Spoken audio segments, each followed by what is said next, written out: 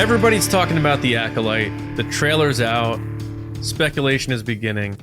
We were just at Speculation Nation this past Thursday, diving into all these theories and thoughts that could be happening with the show.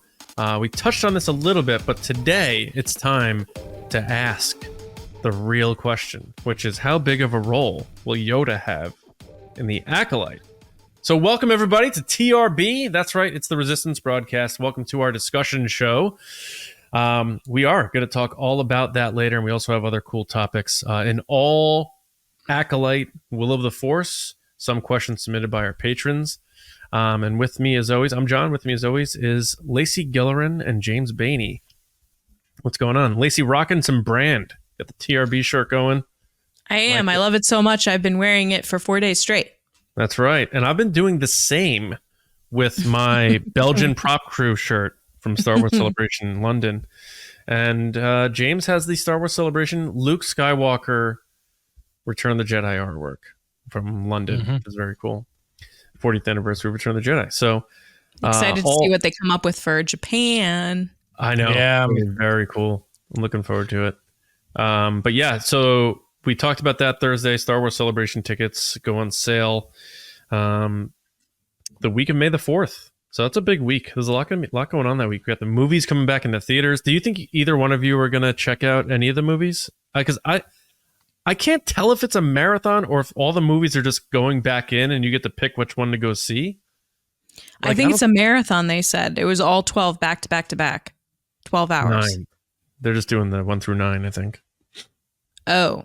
Yeah. Then, yeah, they said it was like 12 hours or whatever. I think that when they do this stuff in the past, don't they normally just schedule the times as like... Yeah. Like it's like, you can buy tickets to the 10 a.m. You can buy tickets to the 1 p.m. You can buy tickets to the 4 p.m. And then it's over the course of 2 days, isn't it? It's over the course of the weekend. I thought it was just May the 4th. They just started it at 9 a.m. and it ended when it ended. But Lacey, the 9 movies, I think, is like 20 hours.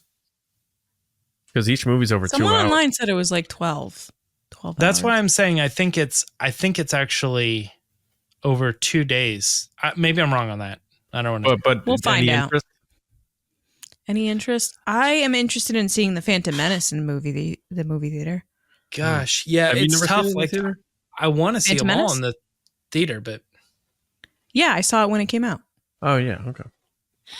Yeah. I wanted to take Johnny to it, but now I'm like, ooh, should I take him to see like one of the other movies instead? I don't know. Force Awakens, Oh, I want to see Force Awakens in the theater again.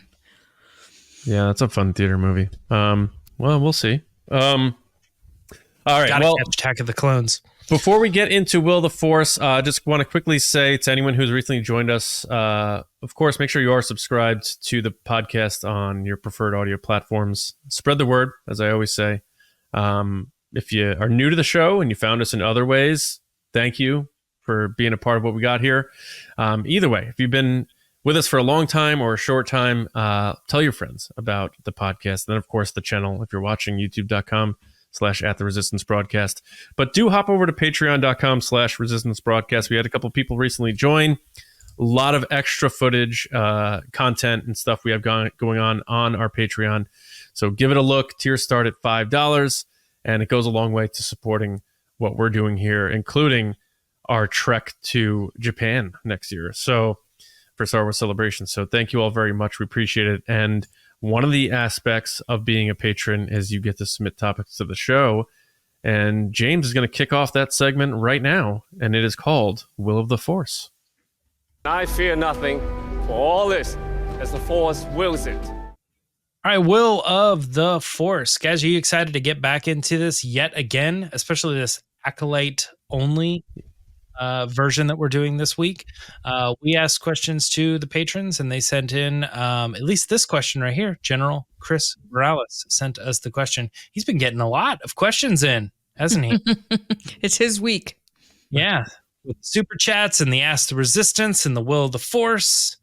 All right, Chris, your question was, assuming the red lightsaber from the trailer is from a Sith and not a dark side user, will we see the Jedi keep it a secret, much like they did with the Nameless. Now, I know you guys aren't huge High Republic fans. Do you know what Chris is referring to in this moment? I looked it up. So Looked it up. They're creatures that eat people who have high midichlorian counts. So I'm not, without the details, just the general consensus of what's going on here. Yes, they did encounter an evil that they were just denying. Like they were like, if we could just kind of sweep this all under the rug and tell people that there was no evil, there's nothing to worry about, kind of thing. Whereas they very clearly did have to deal with other evils in the galaxy, but with this one particular one, the path that they chose was to try to just sweep it under the rug. Now, do we think that because that has already happened in this era, that they would continue that into the Acolyte and more with this dark side, character or whatever? Lacey, what do you think? I think we had a really good discussion about this on Thursday, but going off of that conversation, I think that this show is once again going to show how bad the Jedi are with handling situations with dark side users and or accepting that not everything is perfect. If there's one thing I've learned about the Jedi in the past few years, it's that they were so kind of arrogant that they didn't want to accept that something was bad. And similar to what you just said, James, with the High Republic books and comics and whatnot, where they're just kind of pushing stuff under the rug, I would not expect anything less in this show as well, because you have to then make it match up with what we see in the Phantom Menace, Attack of the Clones, and Revenge of the Sith, where you kind of go, how did they not see this? And it has to be because for the longest time, they've been avoiding these situations and or ignoring them. So I'm going to say we will see them keep a secret. What do you think, John? I don't like that idea. Just to be clear, I'm not saying your thoughts are, I don't like Lacey. I'm saying I know. I don't like the Jedi doing that. I don't either, to be clear. especially to that grand of a scale. I know we saw Obi-Wan hide things from Luke, Yoda hide things from Luke, and that's like a more of an intimate, personal thing. But to put people in jeopardy to the point of we're going to hide this knowledge, I think is even too stupid for the Jedi. And so I think I really genuinely, I don't know if it's going to be just like a Rogue One thing, but I just have this feeling, I have a bad feeling about this, that all the Jedi we're seeing in those flashbacks that are going to be, regrouped, reunited together in the present time for the Acolyte aren't going to have a nice fate by the end of this thing.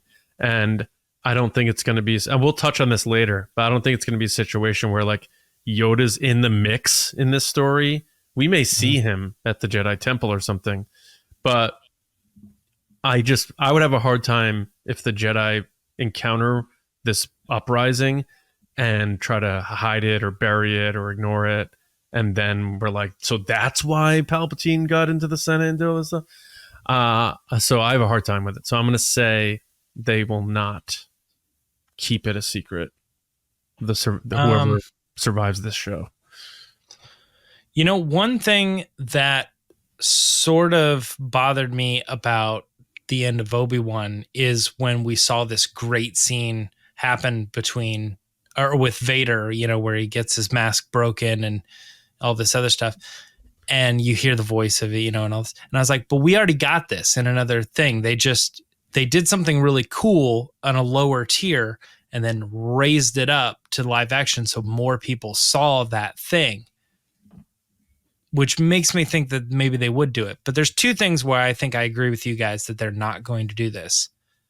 And it's that, I don't think the Nameless and keeping that and sweeping it under the rug was a big takeaway from the High Republic. Whereas I do think the end of season 2 of Rebels, with the Ahsoka Vader fight was a big takeaway. Didn't Lacey say they would keep it a secret? I did. I didn't want to correct him. Okay. Yeah. I did think they were going to keep this a secret. John doesn't think that they will. I just said that I don't want them to, which is probably where because I said I agreed with that I don't want them to, but I think that they will. Okay. So yeah, so taking that idea from something that has already sort of happened and elevating it. But I don't really think it was that big of a deal in the High Republic that they did that. Like it wasn't a big takeaway, like I said. And the other thing is I don't think Leslie Headland is like, oh, that's a great idea. I'm going to elevate that. I'm going to make it even crazier. I just think she wrote her own story, and it's just one of a billion ways that the Jedi can handle, bad things happening to them. How are they going to handle it? They handled it that way with the Nameless.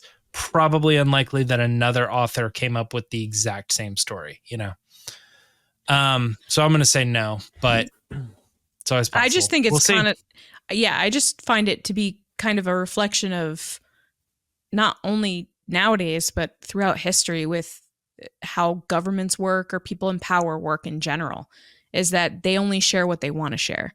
They don't share every single detail of everything that's happening because then they can't stay in power, or things might get crazy, or people panic or whatever.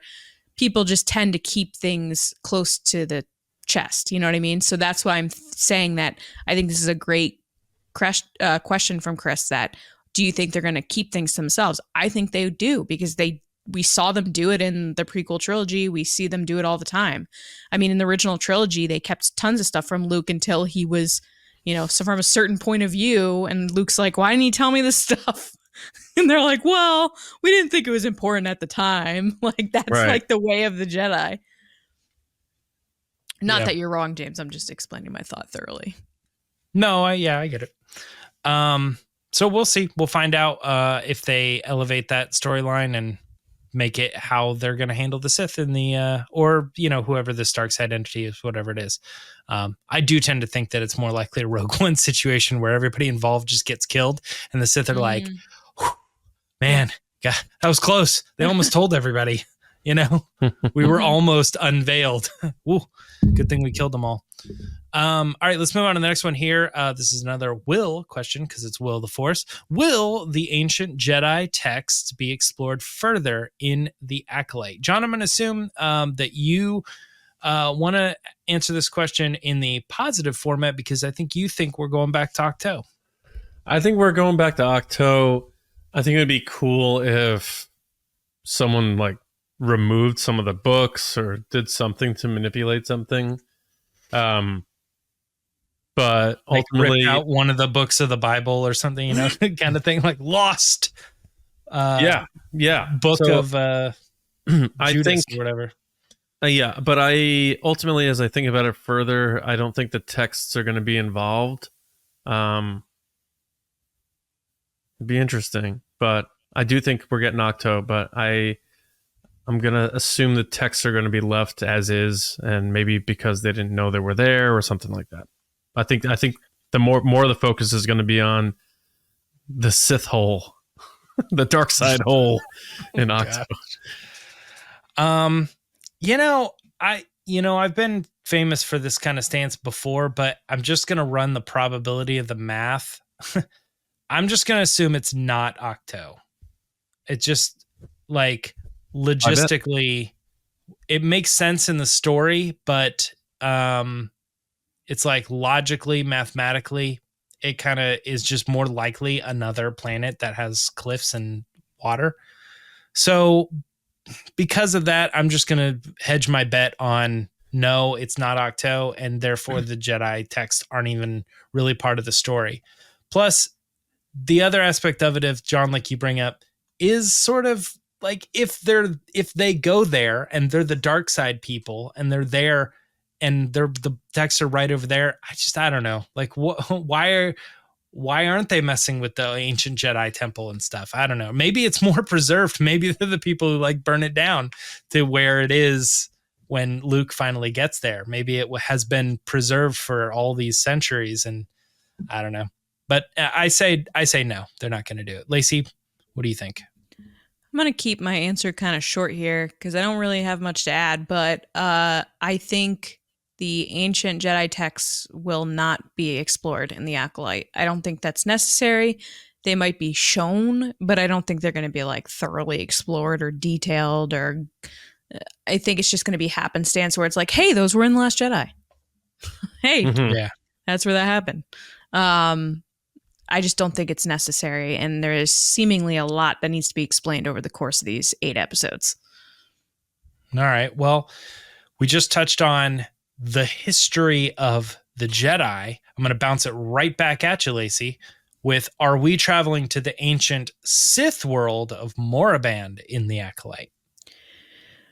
This is a good question. I haven't considered this. I'm going to be honest. I said this in my trailer reaction on our YouTube channel, but I am treating this show like a total enigma, and I haven't really considered anything or speculated. This is right now me getting into the speculation this past week. I haven't really given much thought to it. I want to go into this show fresh. I don't want to go into the show with like picking it apart based on legends or anything like that, or even canon stuff as well, obviously. But I'm going to say no, they will not travel there. All right. John? Oh, do you think we're going there? Please. I think he wants you to go, James. I say they'll... Okay. I say they'll mention it, but not go there.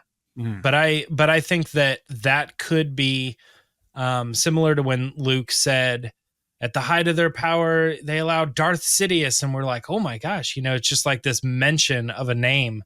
I think somebody saying the Sith born of Moraband, or something along these lines, like the ancient world from where they came, all this stuff. Like, I think that a mention could be there, and we would all be like, oh, heck yeah, they're canonizing some really cool stuff here, when really also they're not, because it doesn't make those things canon. It only makes the name of the place they came from canon. Mm-hmm.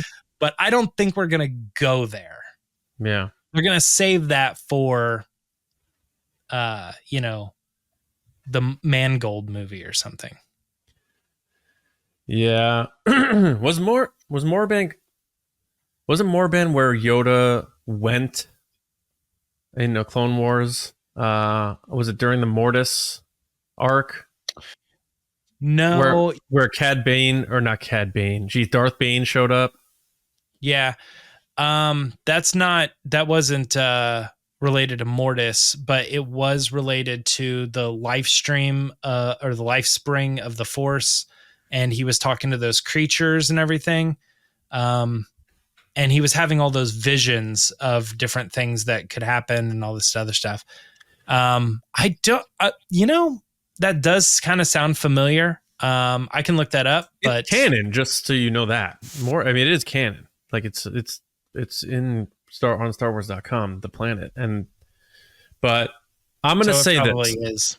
I'm going to say no, because of the design of the show. Is it's supposed to sort of be this detective story, and they're uncovering secrets. And I think it would be way too on the nose to be like, we found this ancient Sith thing on this ancient Sith world. It's like, oh, you did? Oh, excellent. You mean like the Wayfinder in The Rise of Skywalker? Yeah, well, but who's like not very clever of Palpatine to hide that there, or unless Vader was Vader's call. I don't know, but I don't think they're going to go there. I don't even know if it'll be mentioned. So I'm saying we will not be traveling to Moraband in the Acolyte.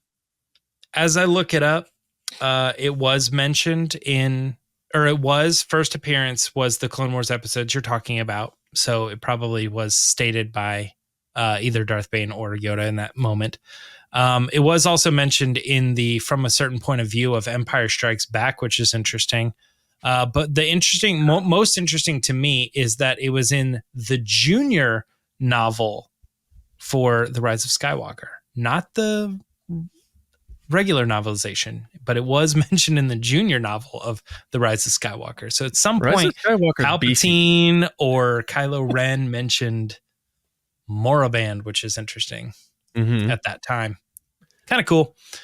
But we got more questions, specifically one coming from a patron, Admiral Stephen Garrow.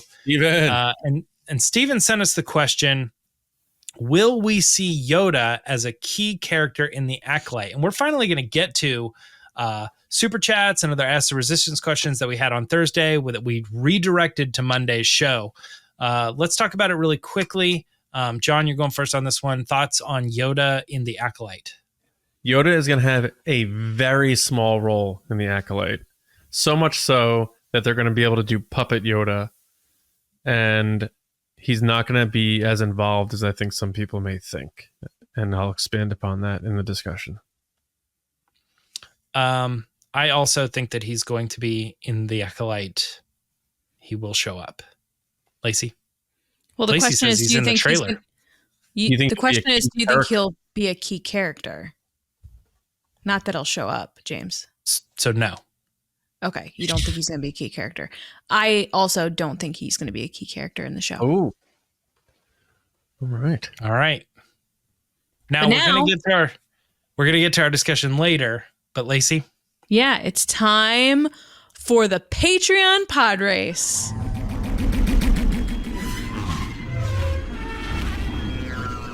All right, guys, it's time for the Patreon pod race.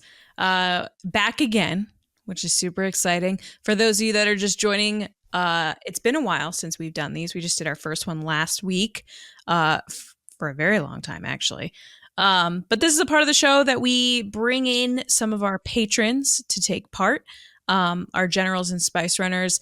And there's lots of ways you can support us. You can like this video, comment, subscribe, follow us on social media at TRB Podcasts. Make sure to leave us a review on Spotify or Apple Podcasts. It lets people know how we're doing. And it also lets people find us. Because as you rate us and give us reviews and stuff, people come across it, which is awesome. But if you want to be a part of what we're doing here, be in the resistance base, a part of our community, and support the show, you can head over to patreon.com/resistance broadcast. Starting at just $5 a month, you get to take part in submitting questions like we just did, being a part of our Discord as you go up, and seeing exclusive videos and mini episodes and much, much more. But this part of the show, we ask a question to our generals and spice runners, and then they record an answer and send it back to us, which is really cool. So they get to actually be in the show. And it's a fun way to just hear some varying points every week. But before we get to that, I first want to thank those people for supporting us. So thank you to our generals, Carmelo, John Reese, Jetta Rosewater, Frank Grande, Nick Kratz, Christian Morales, Brian Smith, Matt Chitty, Danny, Mike Mori, Brendan McLaughlin, Sneaky Zebra, Colin Cormer, Dave Hornack, and Jolton Jedi DiMaggio. Thank you guys so much. And our runners who are keeping it spicy: David Probus, Neil Shaw, Kendall Gelnar, Andrew Staley, Jeremy Myers, and the Fort Worthian. Thank you guys so much. Thank you. And this week we have Andrew Staley, Woo! not only one of our spice runners, but one of the nicest Star Wars fans and just all around awesome people I've ever met in my life. And his question, because he's the Rey superfan, Daisy Ridley superfan, Rey superfan, which I adore about him because I'm also a big fan of Rey. His question was, Daisy Ridley has said no kids for Rey. As one of the biggest Rey fans in the galaxy, like I just said, what are your thoughts on the subject? So Andrew, take it away. Thanks for the question. In my opinion, I don't think Rey will have kids. Instead, I think she will choose to adopt or bring in kids in keeping with the trope of found family from her story in the sequel trilogy.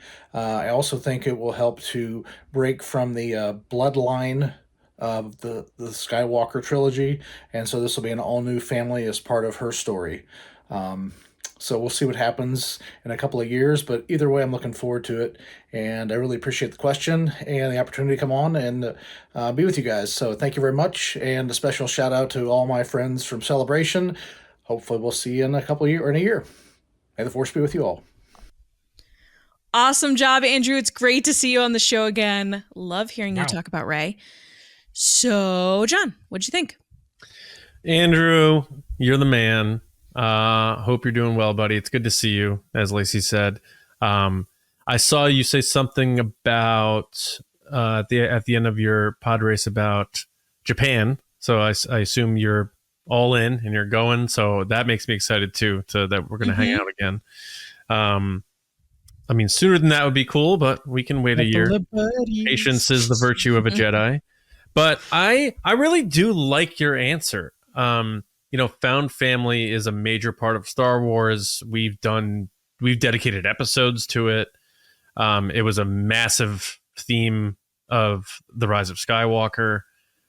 So that all checks out for me. But you made an excellent point about the bloodline, because everyone keeps saying, well, she's not a Skywalker, so it's okay. You know, they're not continuing the Skywalkers. It's like, no, but they'd be continuing the Palpatine bloodline. So that's a great point. So I think for that reason, there's a lot to that they may not explore.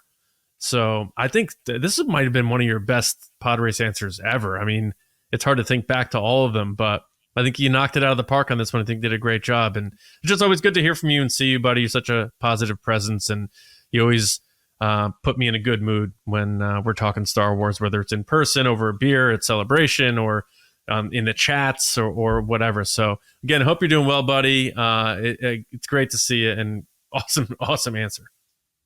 James? Yep. Like John said, big time. Looking forward to seeing you again, and glad to see you on the show. Man, it has been a while since we've been doing these, but it's good to see some faces. Killer answer, though. Like John said, two really great points that I had not considered. One being that thing of like continuing the bloodline, but more importantly, the one that strikes true for me, and more of a reason why I think that it sort of makes sense, is the found family aspect of like, yeah, there probably was a period in Rey's life where the most important thing to her was blood related family. But then she learned later in her life that family can be this other thing. So it almost seems like a person in that position, given the choice between having kids or adopting kids, would be more likely to adopt, because she's like, I've learned from this, and I can take in these children and teach them these things and be mentors to them, because they don't have other options, She might not be taking them from other families. It might be sort of an orphan situation where she goes out and she was just wandering and found these kids who were on the streets or something along those lines, and took them in for something better. That's cool. And that rings more true to Rey, who was alone in the desert scrapping, probably wishing that someone would come and say, I can give you something better than that. So when family is not an option, you know what I mean? These kids want family, but what they really need is this other person. So it's good, man. It's good stuff. It's good stuff. Andrew, thanks for doing it. Great answer. I agree with John. I think this might be one of your best answers ever. It's just like really great, which is not surprising, because it's about Rey, which is like your ultimate. Every time I hear you or see you, I just think of how pumped you were when Daisy Ridley came out on stage, and there's not one better person that should be standing there in front of her cheering her on than you at Celebration. So I have trouble with this answer only because I really want her to have children. That being said, I do agree with you that I think a great option to not continue her line, which we all know I hate Palpatine, to not continue her line would be to have adoptive children. And I think that does play into the found family thing. We see throughout the, sequel trilogy, her kind of collecting friends and family along the way, from Finn and Poe to Leia to Luke. And then she collects Dio, and Rise of Skywalker and BB-8. They all become her family and Chewbacca. So I think it would fit perfectly into that narrative that she does adopt children. And I think it's a great way that if Daisy Ridley was being sneaky in her interviews and saying, well, Rey doesn't have kids, because technically she doesn't, but she adopted kids, is a great way to get around that question as well. So awesome job. I think you did great. It's great to hear from you. I love that you gave a shout out to your Celebration friends. Shout out to all the Celebration people. Can't wait to see you guys in a year or so. It's going to come up quicker than you think. It happens every time. The past few years, we're like, we have a year. And then it's like, we have a month. But yeah, great job. We're now going to head into the discussion. John? All right, let's do it. How big of a role will Yoda have in The Acolyte? Obi-Wan once thought as you do. All right, so Yoda will be around 770 years old in The Acolyte, so right in the prime of his life. Leader of the Jedi, and of course, a fan favorite to all. From a perspective of audiences, I think it could be a smart move to put him out there to say like, hey, Yoda's in this, come watch this. But just how big of a role is he going to have in the series? You know, we touched on it in Will of the Force. We touched on it a little less on Thursday because we knew this discussion was happening. Will he appear? All three of us seem to say yes. Will he be a key character? All three of us seem to say no. And then also the fun stuff. Like, we love puppets on this show. We also love impressive CG. Will Yoda be CG or a puppet? You know, we know he was a puppet in Phantom Menace to start, and then they replaced him with CG. And clearly the action sequences required more of a CG version of him. So that also depends on how big his role will be. So how much of the rising darkness will Yoda experience, and how will that change how we look at him as we head into the prequels again after watching The Acolyte? So I'll just start where my initial thoughts on this were, which is I hope Yoda has a small role in this series. I hope he doesn't encounter things that are so grave, which you can't base a show on the dark side and have it be this sort of like, it could be a threat. It has to be something very formidable that makes this show necessary. And when I think of it that way, I don't see how Yoda would ever experience something like that and try to bury it. I don't think Yoda's a corrupt politician. I think he's made mistakes and he's done things to protect individual people. But this would be something that would be Nixonian or you know, something that is, you know, pretty corrupt to and could cost lives. So for all those reasons, I'm hoping he's in it because I want to see him. I'm hoping he's a puppet, and I'm hoping he has a small role, but gives one of those, you know, like Rebels, one of those really cool speeches that we can say like, and get Frank Oz, of course, and say like, that's a Yoda moment. That's a great Yoda moment. It's unique, and it serves the story, but he's also not going to be held responsible because everything else that happens, he's not around to encounter. And you could say like, well, Yoda uses the Force. Yoda should be able to sense what's happening to these other Jedi in these other parts of the series. But then you add the whole element of the dark side clouding it and why they weren't able to sense Palpatine and that stuff. So I'm going to give Yoda a free pass because I think Yoda is very precious. He's a special character to George Lucas. I don't think they should tamper too much with that. I've already said I think they've used him too much.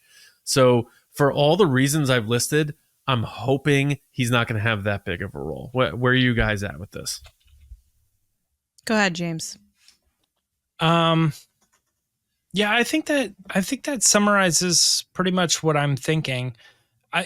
It's tricky too, because if you have this character, we talked a little bit, I'd like to at some point touch a little bit more on the trailer too, because sure, if you do involve this character, there is a lot of sense to say, let's put it in the trailer.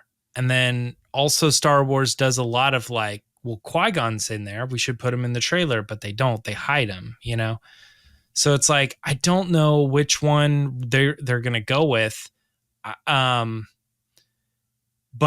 either way, it would be kind of strange to put him in the trailer and then him like only have that one scene. Like we already saw it in the trailer, and then in episode 7 he shows up, does that one scene and leaves. I feel like that could be pretty cheap too. So maybe similar to the Obi-Wan or the Qui-Gon thing is like, because it's such a small part that they plan to have that character in, they won't show him in the trailer. I don't know, man. It's tough. That being said, though, I think we're all in agreement that it's likely that he won't have a very key role because of how high up he is at this point.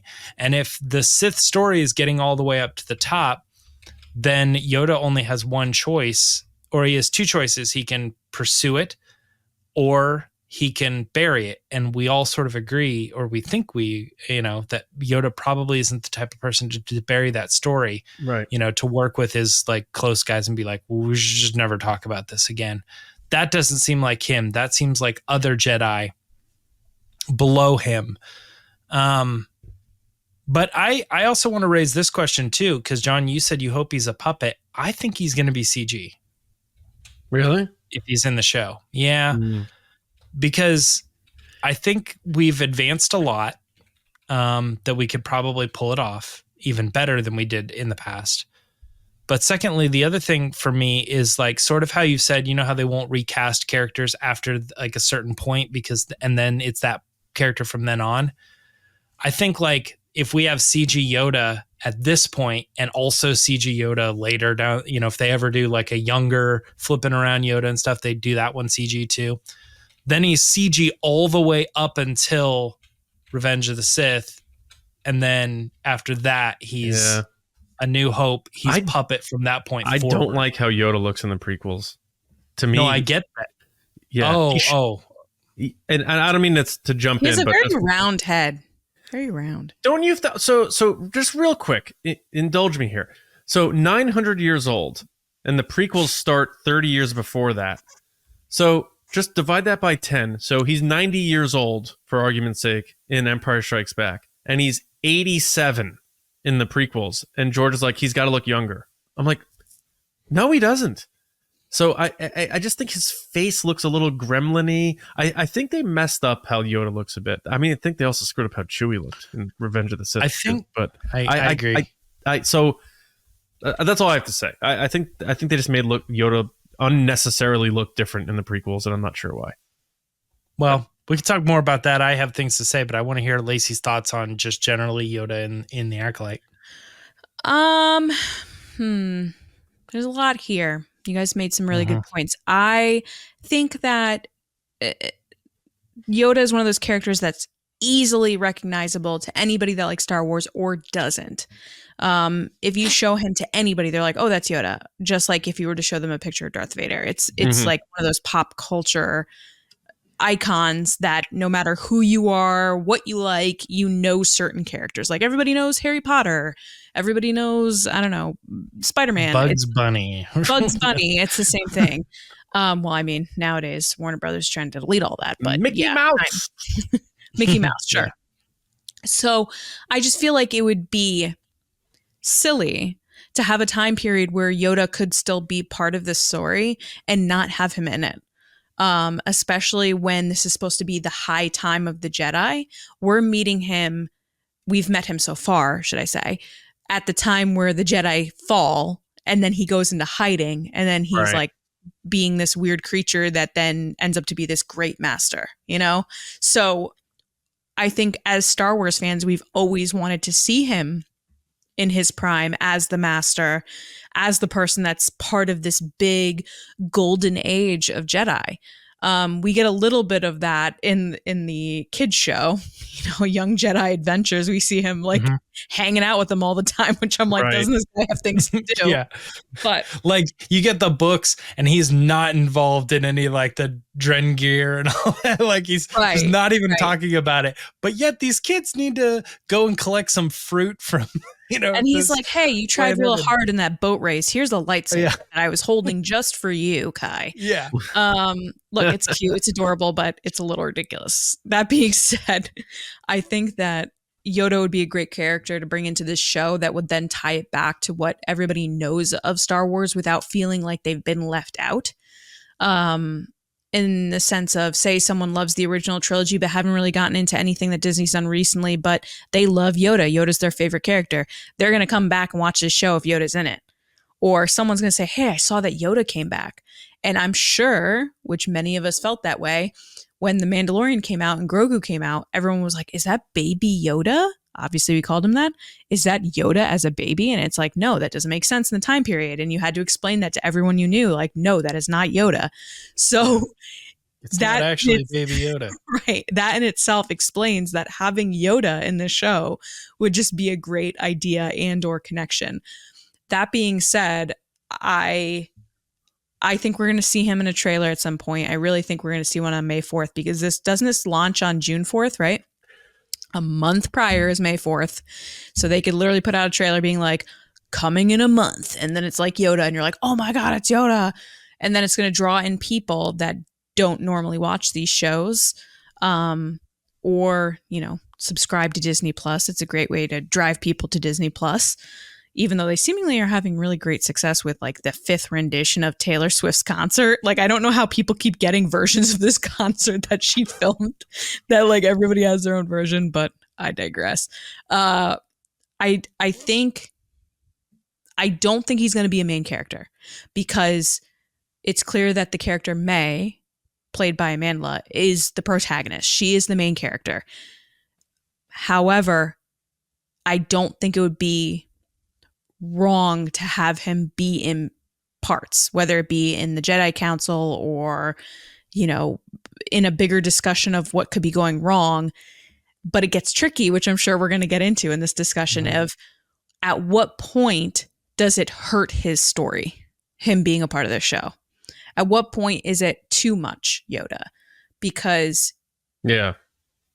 if you have him in the show, and obviously we don't know anything about the show except what they've shown us so far.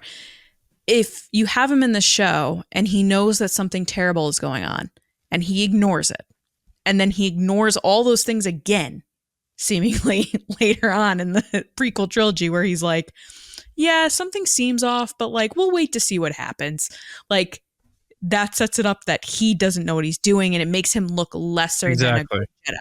Yeah. So it gets tricky, but I'm sure you guys have similar feelings. So I'm like cautious. I want to see it. I want to see it done. I think that they will do the puppet.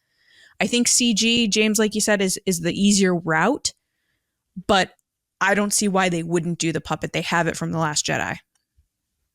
Yeah. To James's point, I think he's saying because of the look, so we'd be leapfrogging the prequel look. But I do hope it's a puppet. I mean, they got to bring back Frank Oz for sure, so I think that's got to be a lock. I think we all feel confident he's going to be in it, and we all seem to be on the same page about like it's, you know, like Yoda's that one like last character that still feels sacred with how George Lucas like came up with him and said like, you know, no backstory, we don't know where he came from, and they pushed the envelope for sure with adding another version of the species with Grogu. But I like Yoda being shrouded in that mystery, so having him in the show still preserves that. But yeah, it just makes me feel like it will. You know how like I'm trying to think of like a good analogy for it, but it's almost like when you get disappointed by someone that you look up to so much, and that's the feeling that I think I would feel going forward watching Yoda in everything after this, because it would have to, if he's in the show and experiences all this stuff, like I said, he would have to purposely bury it.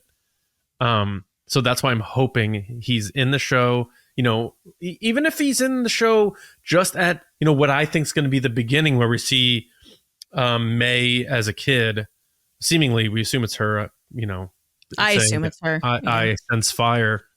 Even if we see Yoda then at the Jedi Temple, he walks into the room while Sol's teaching the kids, and he checks in and he asks them questions, and then he leaves.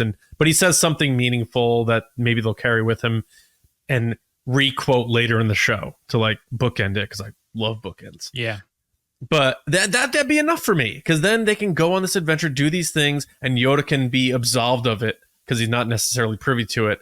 And then when we experience Phantom Menace, it's not this different viewpoint where we're watching him saying like, you know, disturbing this is, we'll look into it. Because then we'll be like, he knows. He's known this for 70 years. This happened this long, you know? It would really dilute and make me look at him in a corrupt light. And I think that's dangerous for any character, but especially Yoda because of what he means to George Lucas. And it would really change how we look at the stuff George Lucas made. And I would like to think Leslie Headland is cognizant of that. So I think with Yoda in the show, I think she's going to be very, very careful. So I'm hoping that's the case. I hear that. I really do. I also have a hard time. So one of the things that I keep hearing is like, okay, well, the Sith show up, or this dark side user shows up, and you know they're very similar to the Sith in that way, or whatever. And then the Jedi encounter him, and they end up beating it, or they end up getting rid of it, and they're going to bury it because they don't want people to know about that.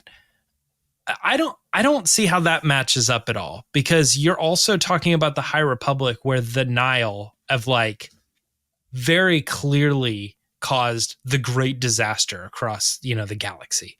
The Jedi are very openly fighting them. The Jedi are very openly fighting the Drengir as well. Now, the Nameless, yes, that was something that was happening. They were also dealing with that. They did sort of bury that. They did cover that up to some degree. But one Sith, like it doesn't seem like something that they would be scared, like, oh no, if people find out the Sith are back, it's going to be so much worse. Do you guys, do you think, or am I don't know off on that? I mean, I'm thinking like the Nile are like a galactic disaster that the Jedi are openly like fighting against. Everybody knows about them. They come in and they like bombed the they're like pirates, right? What? They're like pirates in a sense. Basically, yeah, but they're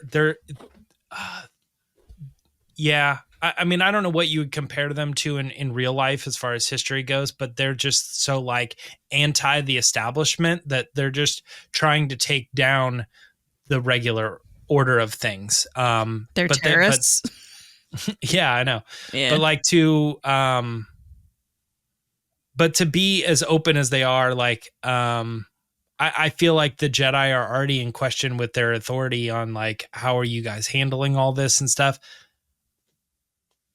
The only thing I can think is that this thing that's happening, if Yoda, or it makes its way all the way up to the top there, is that it's possibly not that big of a deal to them.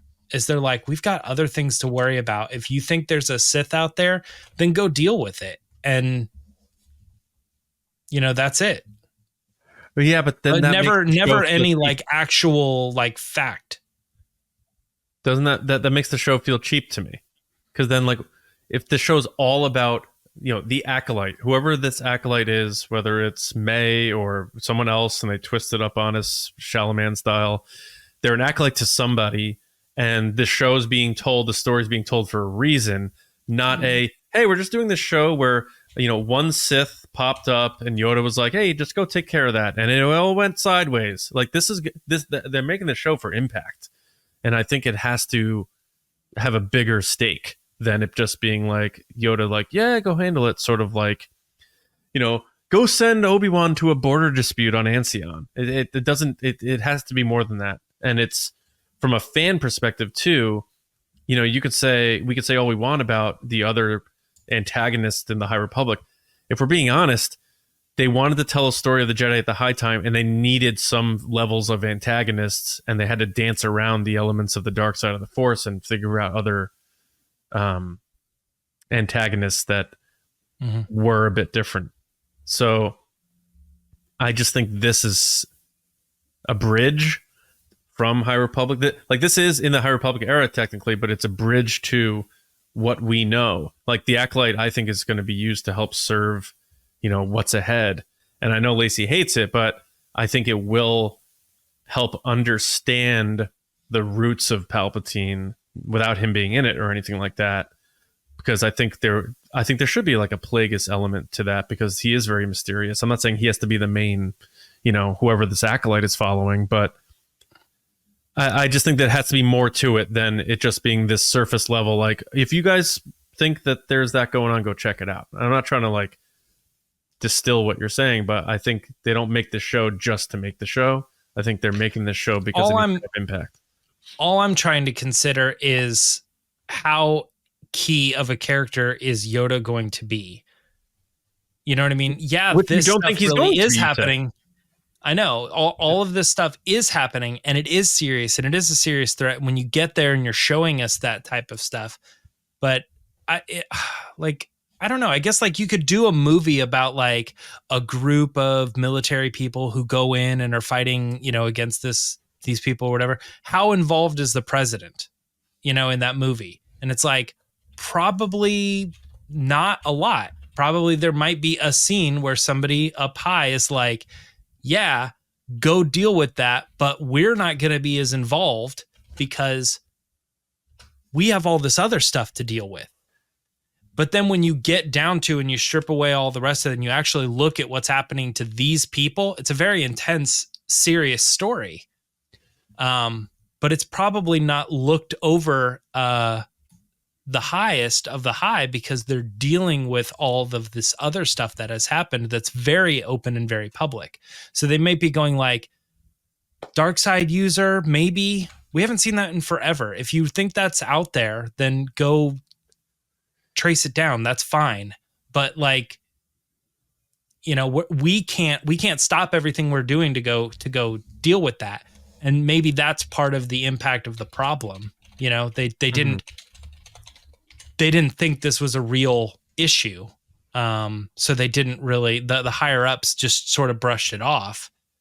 I don't know. Is that the same thing as Yoda knowing about it and burying it under the rug, or is it? Or is I don't that know. a little bit different where he's like, he was told about it and he's like, I don't know, you go check it out, and then never heard anything else again? That seems irresponsible too, though. Well, it can be irresponsible, but it's not as bad as him knowing and hiding it. I think they should just blame everything on Plo Koon. I don't think they can have Yoda be the person that is hiding it or, Yeah, you know, having a role to play in the bigger story, because like John and I have been alluding at, like, I think it will cheapen his story as this great Jedi Master. You know, every time someone makes a list or even talks about the greatest Jedi of all time, Yoda's in the top 3, if not top 2. Mm-hmm. So you can't then take his story and cheapen it by saying like this whole time he's been lying to everybody about all these issues and just kind of playing stupid. Yeah, it's not as important for Yoda to be in this show as it is to preserve his legacy. The legacy. Yeah. Right. Yeah. Like he made this one grave mistake and we understand that, but I can't picture him making all these mistakes through however 900 years that he's living. Yeah. And even and the then it mistakes cheapens he the made, fall too. Yeah. Now that's the pizza pie bet, right? Him in the trailer though, Lacey, right? What do you mean? Oh, the pizza pie? Yeah. Yep. Yeah. So we did make a pizza pie bet. Everyone, I am no longer doing face pie bets. I will do a pizza pie bet though. So I have to bring John a pizza if I'm wrong, which is I think that Yoda is going to be in the trailer for this show. And I think he will not be. Or you could take me out for pizza. We could do that. Sure. It's getting to a point now that you keep saying these things and people are going to be like, John really wants to hang out with Lacey. Like, well, I mean, I'll take a free meal. Place. I'll take a free meal on your account and then, you know, rub your face in it sort of thing. Okay, fine. I'm okay with that. Now watch Yoda shows up and then I have to buy pizza. To which then I'll just Uber Eats you pizza probably. Don't Uber me. You have to bring it to me because I was going to bring the pizza to you. Oh, I have to deliver it? Yes. All and right. I get to record you bringing it to the door. I'll get a little Nero's outfit and knock over your lawn ornaments. Our pie bet is like officially written in the pie bet into the show notes, so it's now searchable. Oh, thank you. Get back to it. Thanks. Important. Yeah. I'm not going to lie. I did look up while you guys were talking. If people are watching the video and you see me looking to the right, I was looking up the definition of acolyte to make sure that I had the proper definition. And it is an assistant or follower assisting the celebrant in a religious service or procession. Mm-hmm. Or the one who the assists a member of a clergy. Mm-hmm. Do you remember the acolytes of the Beyond? No. We talked a lot about from Force Awakens and all of the dark side stuff with the weren't they called something like acolytes on Exegol too? The Sith acolytes of the Beyond. Oh, Sith acolyte, maybe? Yeah, I think that sounds right. Yeah. I don't remember that. I'm going to be completely honest. But I do know that Leslie Headland has been saying that the acolyte isn't who you think it is. She made that clear. Yeah, she said drop in the bucket or something like that. It's going to be interesting. Yeah, for sure. Yeah, so the safest thing there is that the Acolyte is a brand new character that has not shown up in the trailer. It's Yoda. The Acolyte. And that it is Yoda. That's why. Oh, yeah. But you know what's funny? Like, so if the Acolyte is the big reveal or whatever, then we're not finding out who the Acolyte's working for, which is a problem. And I'm stepping outside of the story now because I think there's some confusion. I think she said she planned to make this show multiple seasons, and people took that as, oh, they're making a season 2. No, they're not. That this show has to do well. Like, don't forget Disney Plus. Like, they're pivoting and they're moving stuff. They're literally turning shows into movies. They haven't ordered more series, at least that they've announced publicly, for Star Wars. Once this run is out and Andor 2's out, we don't know what's coming next for Star Wars live action. Huh? Skeleton Crew as well. Skeleton Crew, yeah. Andor season 2. After Andor Ahsoka season 2, and then I think that's all we know. Yeah, so this show has to do well. It has to be received well for them to do a season 2. So in the worst case scenario, if it doesn't do well and they can't do season 2, and let's assume that the reveal in this show, in this first season, is who the Acolyte is, and we don't find out who they're working for, then they gotta like figure out how to complete that story, and then it gets muddy. So, so I don't know. I like that it's called the Acolyte. That's the focus, but ultimately it has to lead to of who, the Acolyte of who. Yeah, the trailer of the teaser for the trailer for the movie, kind of thing. Yeah. We think May's the Acolyte, but it's not her. The Acolyte is actually this other person. But who does that? And they gotta be careful. Like, they're an Acolyte. I hope it's not one of those shows where they take, you ever watch a movie and then it gets to the end and it just twists it up so much that the rest of the movie means nothing? Or like those movies where like people were dreaming the whole time and nothing happened. Like, oh, stop, no, please. That stuff drives me bananas. And I'm not saying they're going to do that, but if they do a twist at the end of this where it's like, it was Soul the whole time, I'm going to be like, it was a vision. Yeah. Or it was this person the whole time. And it was like someone we fell in love with and we rooted for. Like, I hope they don't do it. Like, I hope they don't twist it up too much. So you want like the big mystery to just be like something completely out of left field that doesn't. I think the mystery is ultimately going to be who the Acolyte is, the follower of. For. Yeah. That's the ultimate mystery. But they're pushing you a different way because they're saying, oh, the Acolytes. You're like, oh, who is the follower? That's not the story. The story is who is the person following. Yeah. Yeah. Who's the fool? Yeah. Right. The fool or the fool who follows him. I don't have much else on the Yoda thing, unless I'm just going to be repeating stuff. So do you guys have any other angles on this or even, anything from a humorous perspective? We talked about the puppet a bit and that. I just hope it's Frank Oz because he deserves the role.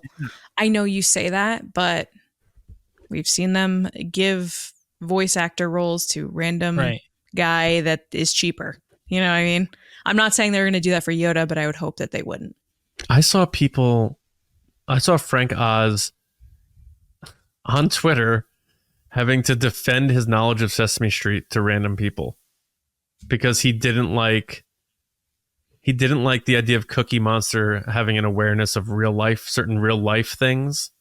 And he's like, they're supposed to be in their own little world and they're aware of the outside. And he's explaining like the nature of how him and Jim Henson created these characters like 50 years ago or whatever.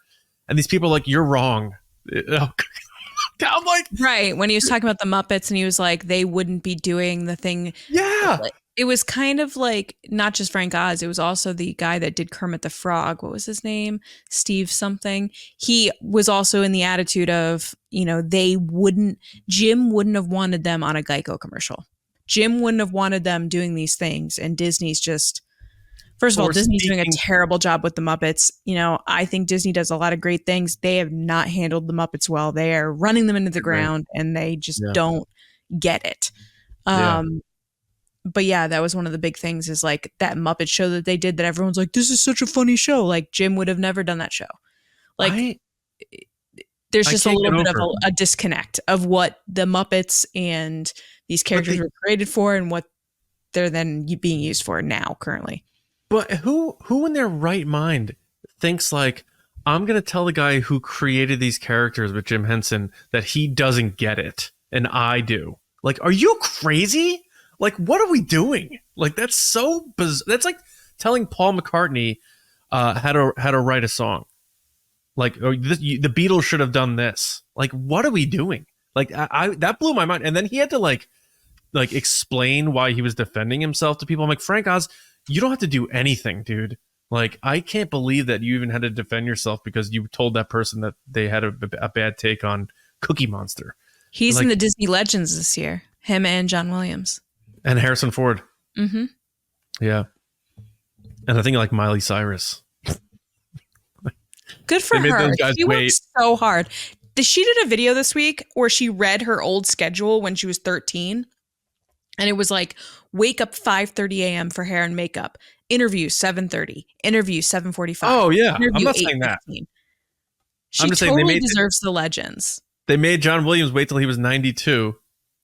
Well, I think they only started doing it a couple of years ago. Oh, is that what it is? Okay. Yeah, and they used to do only like 4 people a year. So they did like Carrie Fisher, they did Mark Hamill, they did Oprah one year, I'm pretty sure. Oh, Oprah. So now they do more. It seems like an odd way to start. Disney Legends, Mark Hamill and Carrie Fisher, also Oprah. Carrie Fisher like got it.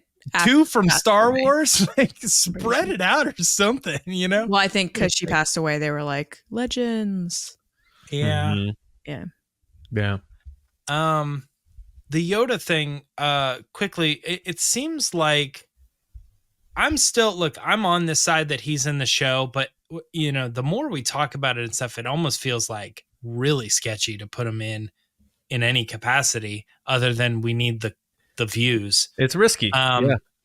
And so I think it feels like where we're at is sort of like cameo at best. Like he shows up, says something, That's what I'm saying. goes away, and has nothing to do with the story at all. So he's only there literally to be in the trailer and has almost nothing to do with the story at all, but they just would put him in just to get people to watch the show. Mm-hmm. And Yeah. They can't. that almost makes me feel like when we're having that discussion, then somebody just goes like, guys, this character is not necessary. We can reference him, but like, why are we putting him in the show and tricking people into watching the show when he's not even like in it or having anything to do with it? The same reason why C-3PO and R2 and Chewbacca and almost Han Solo in the prequels, because they were around at that time and people, you know those characters. Nostalgia, familiarity. Like, don't think George Lucas wasn't doing the fan service nostalgia thing. He absolutely was, like, for crazily. Mm-hmm.